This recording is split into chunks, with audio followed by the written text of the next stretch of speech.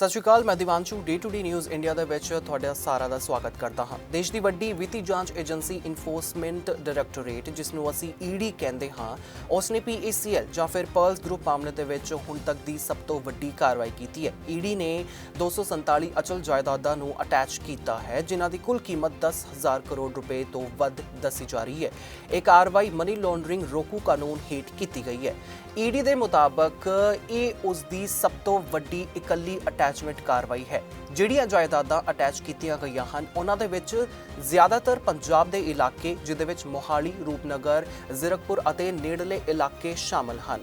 ਜਾਂਚ ਏਜੰਸੀ ਦਾ ਕਹਿਣਾ ਹੈ ਕਿ ਇਹ ਜਾਇਦਾਦਾਂ ਨਿਵੇਸ਼ਕਾਂ ਤੋਂ ਇਕੱਠਾ ਕੀਤਾ ਗਿਆ ਪੈਸਾ ਲਾ ਕੇ ਖਰੀਦੀਆਂ ਗਈਆਂ ਹਨ। ਹੁਣ ਗੱਲ ਕਰਦੇ ਹਾਂ ਕਿ ਇਹ ਪੂਰਾ ਮਾਮਲਾ ਆਖਿਰਕਾਰ ਹੈ ਕੀ। PACL ਲਿਮਿਟਡ, ਜਿਸ ਨੂੰ ਆਮ ਤੌਰ ਤੇ ਪਰਲਸ ਗਰੁੱਪ ਕਿਹਾ ਜਾਂਦਾ ਹੈ, ਤੇ ਦੋਸ਼ ਹੈ ਕਿ ਇਸ ਨੇ ਦੇਸ਼ ਭਰ ਦੇ ਲੋਕਾਂ ਤੋਂ ਜ਼ਮੀਨ ਦੇਣ ਜਾਂ ਫਿਰ ਵੱਡੇ ਮੁਨਾਫੇ ਦਾ ਵਾਅਦਾ ਕਰਕੇ ਪੈਸਾ ਇਕੱਠਾ ਕੀਤਾ। ਲੋਕਾਂ ਨੂੰ ਕਿਹਾ ਗਿਆ ਕਿ ਉਹਨਾਂ ਨੂੰ ਪਲਾਟ ਮਿਲੇਗਾ ਜਾਂ ਫਿਰ ਉਹਨਾਂ ਦਾ ਪੈਸਾ ਵੱਧ ਕੇ ਵਾਪਸ ਮਿਲੇਗਾ, ਪਰ ਬਾਅਦ ਦੇ ਵਿੱਚ ਸਾਹਮਣੇ ਆਇਆ ਕਿ ਬਹੁਤ ਸਾਰੇ ਨਿਵੇਸ਼ਕਾਂ ਨੂੰ ਨਾ ਤਾਂ ਜ਼ਮੀਨ ਮਿਲੀ ਹੈ, ਨਾ ਹੀ ਕੋਈ ਪੈਸਾ ਵਾਪਸ ਕੀਤਾ ਗਿਆ ਹੈ। ਦਾਅਵਾ ਹੈ ਕਿ ਇਸ ਕੰਪਨੀ ਨੇ ਲਗਭਗ 48,000 ਕਰੋੜ ਰੁਪਏ ਤੋਂ ਵੱਧ ਰਕਮ ਦੇਸ਼ ਭਰ ਦੇ ਲੋਕਾਂ ਤੋਂ ਇਕੱਠੀ ਕੀਤੀ ਸੀ। ਇਸ ਦੇ ਵਿੱਚ ਵੱਡੀ ਗਿਣਤੀ ਛੋਟੇ ਸ਼ਹਿਰਾਂ ਅਤੇ ਪਿੰਡਾਂ ਦੇ ਲੋਕਾਂ ਦੀ ਸੀ, ਜਿਨ੍ਹਾਂ ਨੇ ਆਪਣੀ ਮਿਹਨਤ ਦੀ ਕਮਾਈ ਲਗਾਈ ਸੀ। ਇਸ ਮਾਮਲੇ ਦੀ ਸ਼ੁਰੂਆਤ ਉਸ ਵੇਲੇ ਹੋਈ ਜਦੋਂ ਸੇਬੀ ਨੇ ਇਸ ਯੋਜਨਾ ਨੂੰ ਗੈਰ ਕਾਨੂੰਨੀ ਸਮੂਹਿਕ ਨਿਵੇਸ਼ ਯੋਜਨਾ ਕਰਾਰ ਦਿੱਤਾ। ਬਾਅਦ ਦੇ ਵਿੱਚ ਮਾਨਯੋਗ ਸੁਪਰੀਮ ਕੋਰਟ ਦੇ ਹੁਕਮਾਂ ਤੇ CBI ਨੇ ਮਾਮਲਾ ਦਰਜ ਕੀਤਾ। CBI ਦੀ FIR ਦੇ ਆਧਾਰ ਤੇ ਈਡੀ ਨੇ ਮਨੀ ਲਾਂਡਰਿੰਗ ਦਾ ਕੇਸ ਦਰਜ ਕਰਕੇ ਇਸ ਦੀ ਜਾਂਚ ਸ਼ੁਰੂ ਕੀਤੀ। ਈਡੀ ਦੀ ਜਾਂਚ ਦੇ ਵਿੱਚ ਕਿਹਾ ਗਿਆ ਕਿ ਨਿਵੇਸ਼ਕਾਂ ਤੋਂ ਇਕੱਠਾ ਕੀਤਾ ਗਿਆ ਪੈਸਾ ਵੱਖ-ਵੱਖ ਕੰਪਨੀਆਂ ਰਾਹੀਂ ਘੁਮਾ ਕੇ ਜਾਇਦਾਦਾਂ ਵਿੱਚ ਲਗਾਇਆ ਗਿਆ। ਕਈ ਜਾਇਦਾਦਾਂ ਵੱਖ-ਵੱਖ ਰਾਜਾਂ ਦੇ ਵਿੱਚੋਂ ਖਰੀਦੀਆਂ ਗਈਆਂ। ਏਜੰਸੀ ਦਾ ਕਹਿਣਾ ਹੈ ਕਿ ਇਹ ਸਭ ਪੈਸਾ ਜੁਰਮ ਰਾਹੀਂ ਕਮਾਇਆ ਗਿਆ ਹੈ।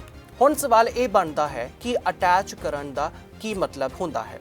ਜਦੋਂ ਈਡੀ ਕਿਸੇ ਜਾਇਦਾਦ ਨੂੰ ਅਟੈਚ ਕਰਦੀ ਹੈ ਤਾਂ ਉਸ ਜਾਇਦਾਦ ਦੀ ਖਰੀਦ ਰੋਕ ਦਿੱਤੀ ਜਾਂਦੀ ਹੈ। ਮਾਲਕ ਉਸ ਨੂੰ ਵੇਚ ਨਹੀਂ ਸਕਦਾ ਜਾਂ ਫਿਰ ਹੋਰ ਕੋਈ ਜ਼ਮੀਨ ਖਰੀਦ ਨਹੀਂ ਸਕਦਾ। ਬਾਅਦ ਦੇ ਵਿੱਚ ਖਾਸ ਅਦਾਲਤ ਦੇ ਵਿੱਚ ਇਸ ਦੀ ਪੁਸ਼ਟੀ ਹੁੰਦੀ ਹੈ। ਜੇ ਮਾਨਯੋਗ ਅਦਾਲਤ ਮਨਜ਼ੂਰੀ ਦੇ ਦੇਵੇ ਤਾਂ ਅੱਗੇ ਜਾ ਕੇ ਉਹ ਜਾਇਦਾਦ ਵੇਚੀ ਜਾ ਸਕਦੀ ਹੈ ਤਾਂ ਜੋ ਨਿਵੇਸ਼ਕਾਂ ਨੂੰ ਪੈਸਾ ਵਾਪਸ ਦਿੱਤਾ ਜਾ ਸਕੇ। ਇਸ ਮਾਮਲੇ ਦੇ ਵਿੱਚ ਮਾਨਯੋਗ ਸੁਪਰੀਮ ਕੋਰਟ ਦੀ ਭੂਮਿਕਾ ਵੀ ਬਹੁਤ ਜ਼ਿਆਦਾ ਅਹਿਮ ਰਹੀ ਹੈ। ਮਾਨਯੋਗ ਸੁਪਰੀਮ ਕੋਰਟ ਨੇ ਪਹਿਲਾਂ ਇੱਕ ਕਮੇਟੀ ਬਣਾਈ ਸੀ ਜੋ ਨਿਵੇਸ਼ਕਾਂ ਦੇ ਦਾਅਵਿਆਂ ਦੀ ਜਾਂਚ ਕਰ ਰਹੀ ਸੀ। ਲੱਖਾਂ ਲੋਕਾਂ ਨੇ ਆਪਣੇ ਕਲੇਮ ਦਾਖਲ ਕੀਤੇ ਹਨ। ਈਡੀ ਦੀ ਇਹ ਤਾਜ਼ਾ ਕਾਰਵਾਈ ਨਿਵੇਸ਼ਕਾਂ ਲਈ ਇੱਕ ਉਮੀਦ ਵਾਂਗ ਦੇਖੀ ਜਾ ਰਹੀ ਹੈ। ਹਾਲਾਂਕਿ ਕਾਨੂੰਨੀ ਪ੍ਰਕਿਰਿਆ ਲੰਮੀ ਹੋ ਸਕਦੀ ਹੈ। ਜਾਇਦਾਦਾਂ ਦੀ ਕੀਮਤ ਲਗਾਉਣਾ, ਅਦਾਲਤੀ ਮਨਜ਼ੂਰੀ ਲੈਣੀ ਅਤੇ ਫਿਰ ਇਸ ਦੀ ਨਿਲਾਮੀ, ਇਹ ਸਾਰੇ ਪੜਾਅ ਸਮਾਂ ਲੈਂਦੇ ਹਨ। ਇਸ ਲਈ ਤੁਰੰਤ ਪੈਸਾ ਮਿਲਣਾ ਆਸਾਨ ਤਾਂ ਨਹੀਂ ਹੈ, ਪਰ ਇੱਕ ਵੱਡਾ ਕਦਮ ਵੀ ਜ਼ਰੂਰੀ ਮੰਨਿਆ ਜਾ ਰਿਹਾ ਹੈ। ਇਹ ਮਾਮਲਾ ਸਿਰਫ ਇੱਕ ਕੰਪਨੀ ਤੱਕ ਹੀ ਸੀਮਿਤ ਨਹੀਂ ਹੈ। ਇਹ ਦਿਖਾਉਂਦਾ ਹੈ ਕਿ ਵਿੱਤੀ ਸਾਵਧਾਨੀ ਕਿੰਨੀ ਕੁ ਜ਼ਿਆਦਾ ਜ਼ਰੂਰੀ ਹੈ। ਲੋਕਾਂ ਨੂੰ ਨਿਵੇਸ਼ ਕਰਦੇ ਸਮੇਂ ਯੋਜਨਾ ਦੀ ਕਾਨੂੰਨੀ ਹਾਲਤ ਅਤੇ ਕੰਪਨੀ ਦੀ ਭਰੋਸੇਯੋਗਤਾ ਦੀ ਜਾਂਚ ਕਰਨੀ ਚਾਹੀਦੀ ਹੈ। ਹੁਣ ਹੋਰ ਸਵਾਲ ਬਣਦਾ ਹੈ ਵੀ ਅੱਗੇ ਇਸ ਦੇ ਵਿੱਚ ਕੀ ਕੁਝ ਕਾਰਵਾਈ ਹੋ ਸਕਦੀ ਹੈ ਜਾਂ ਫਿਰ ਅੱਗੇ ਕੀ ਹੋਵੇਗਾ। ਈਡੀ ਦੀ ਅਟੈਚਮੈਂਟ ਅਜੇ ਅਸਥਾਈ ਹੈ। ਮਾਨਯੋਗ ਅਦਾਲਤ ਦੇ ਵਿੱਚ ਇਸ ਦੀ ਪੁਸ਼ਟੀ ਹੋਵੇਗੀ। ਜੇ ਮਨਜ਼ੂਰੀ ਮਿਲ ਜਾਂਦੀ ਹੈ ਤਾਂ ਅੱਗੇ ਜਾ ਕੇ ਜਾਇਦਾਦਾਂ ਦੀ ਨਿਲਾਮੀ ਹੋ ਸਕਦੀ ਹੈ। ਉਸ ਤੋਂ ਬਾਅਦ ਨਿਵੇਸ਼ਕਾਂ ਨੂੰ ਪੈਸਾ ਵਾਪਸ ਦੇਣ ਦੀ ਪ੍ਰਕਿਰਿਆ ਤੇਜ਼ ਹੋ ਸਕਦੀ ਹੈ। ਦੂਜੇ ਪਾਸੇ ਦੋਸ਼ੀ ਪੱਖ ਮਾਨਯੋਗ ਅਦਾਲਤ ਦੇ ਵਿੱਚ ਇਸ ਕਾਰਵਾਈ ਨੂੰ ਚੁਣੌਤੀ ਵੀ ਦੇ ਸਕਦਾ ਹੈ।